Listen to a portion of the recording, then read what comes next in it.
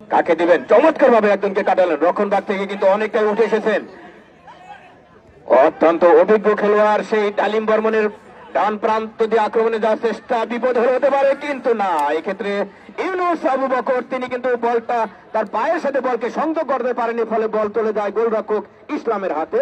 সেখান থেকে সামনে বাড়িয়েছেন জাতীয় দলের খেলোয়াড় রফিক। চলছে অনেক ঘোষ, এই সন্তোষের কৃতি সন্তান, আমাদের টাঙ্গাইলের গর্ব অনেক ঘোষ। নিজেদের প্রান্তে দিয়ে নেয়া হীরা, হীরা থেকে ইনসান প্রান্ত বদল করেছেন।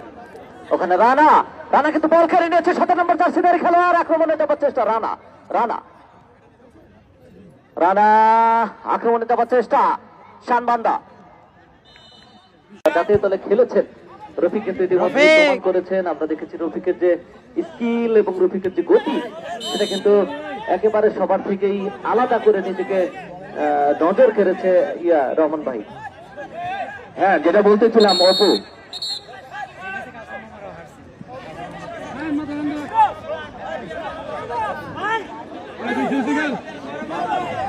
হীরা, হীরা নিজের নিয়ন্ত্রণে রেখেছেন এই মুহূর্তে। চমৎকার বাড়িয়েছেন, দেখা যাক কি হয়। মাঠে বল শিহাব, শিহাব থেকে ডালিম বর্মন, ডালিম বর্মন কিন্তু হীরাকে কাটিয়ে সামনের দিকে এগিয়ে যাওয়ার চেষ্টা করছে। 10 নম্বর জার্সি নিয়ে খেলছেন রমন ভাই। এই ডালিম বর্মনকে কিন্তু রফিক এই মুহূর্তে একটা আক্রমণের দুর্দান্ত একটা শট হয়েছিল।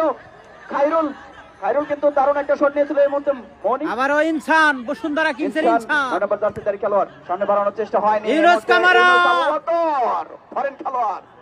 এই মুহূর্তে রানা, রানা, রানার পায়ে বল, রানা থেকে শিহাব, শিহাব থেকে অনেক ঘোষ, ঘরের মাঠের খেলোয়াড় 7 নম্বর জার্সি নিয়ে খেলছে মধ্য মাঠে সখীপুরের পক্ষে। সুরঞ্জন, সুরঞ্জন থেকে আবারও শিহাব, মধ্য মাঠের প্লেমেকার এই শিহাব, শিহাব থেকে রানা, রানা থেকে আবারও সেই। এক্ষেত্রে ডালিম বর্মন, ডালিম বর্মন থেকে হীরা, হীরা আমরা দেখতে পাচ্ছি হীরাকে করা মার্কিং। হীরা কিন্তু ডালিম বর্মনকে করা মার্কিং এ রেখেছে, অর্থাৎ ডালিম বর্মনকে খেলার কোনো সুযোগই দিচ্ছে না সেই হীরা, যিনি বসুন্ধরা খেলে থাকেন। আবারও সেই ডালিম বর্মন, বল চলে গেল সাইড লাইনের বাইরে।